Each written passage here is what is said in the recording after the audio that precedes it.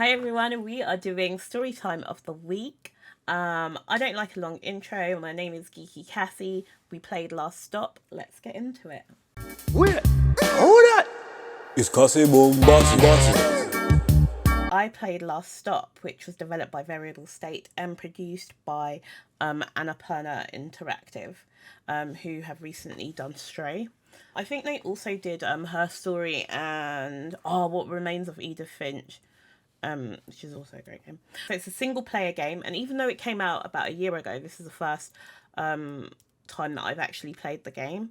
I wanted something that was really narrative driven. I haven't played a good story game. Like, I wanted something that was a bit shorter, quite detailed, but I could complete like in a day. So it fit perfectly. It said it had a runtime of about 6.5, 8 hours.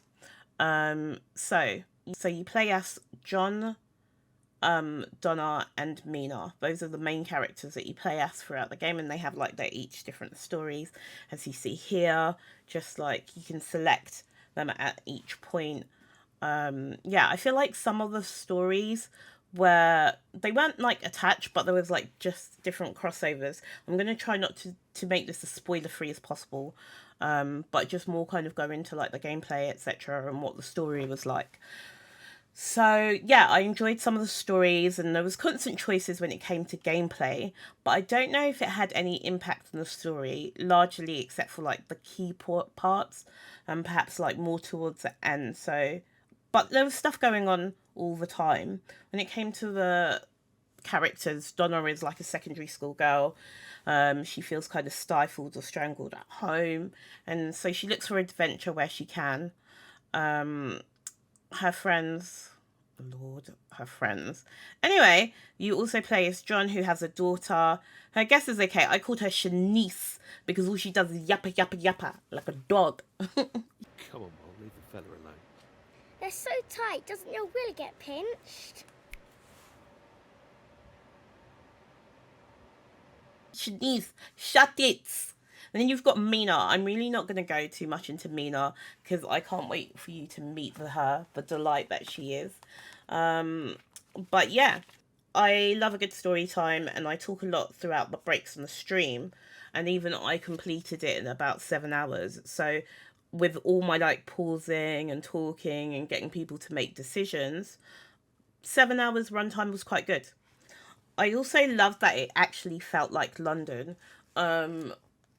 It was realistic. Aside from, oh my god, there was literally this bit. I'm actually going to put a clip of it in because why?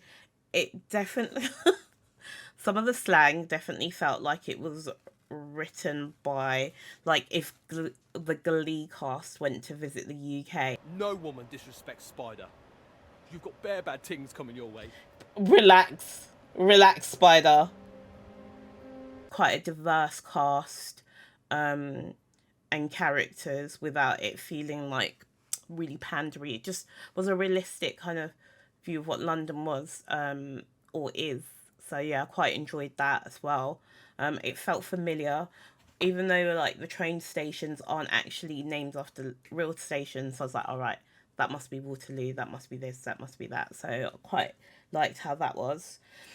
So there's options of chapters and being able to choose which character you play as. It's non-impactful, but it just feels like a little element that I liked. Also, recaps before each episode was really helpful. It was super handy, especially for like people when they came into stream, for them to kind of pick up, because I kind of got tired of like recapping when everything comes in, because so much is happening at some points. So people getting like a little recap of each episode was a good reminder for yourself and also for people visiting to the stream. I didn't feel like it dragged, but it didn't feel like I got closure from, yeah, I wouldn't say that I got closure from some of the things that came up. There was bits that came up that I was like, right, you're going to follow up with that, and then nothing happened. Nothing came out of it. So I don't know if that was intentional, what was happening. So yeah. Personally, I felt like it was an enjoyable game. Like I said, I wanted like a really good story game, and it kind of did that for me, and I was happy with that, and it's exactly what I wanted from story time. I love Telltale games. I love like Quantic Dream games. I love a good story like that when I'm playing a story focused game, something that I complete in like one stream or maybe two max. So this was perfect to just do in a one shot. It's not a game that I would revisit. I feel like I've done what I need to with the game and I had fun with it.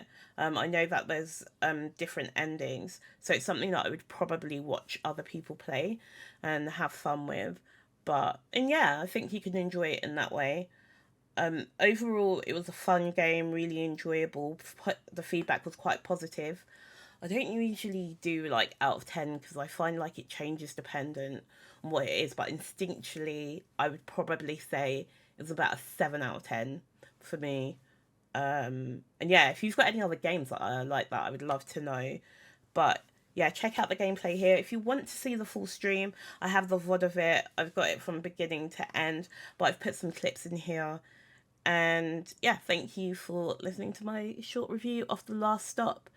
I played it on PlayStation 5, which was really receptive with the controller, and it was free on PlayStation Plus. So, check you out next time, and thank you so much for watching. If you want to see me playing live, you can find me on GeekyCassie on Twitch, and if you want to see my YouTube videos, you can see it right here, which is where I'm hoping that you're watching it. And if you want to see my OnlyFans, stop it. Stop. You're a heathen.